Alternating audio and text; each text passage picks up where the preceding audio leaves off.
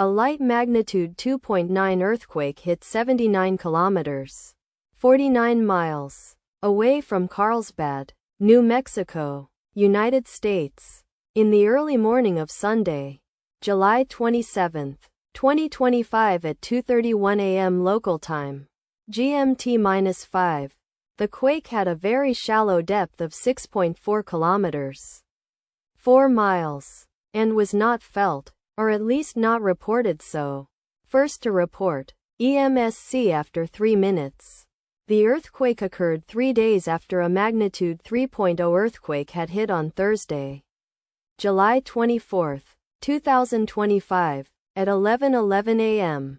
GMT-6 local time, in 79 kilometers, 49 miles, distance to the north. Data source from Volcano Discovery. Did you feel it?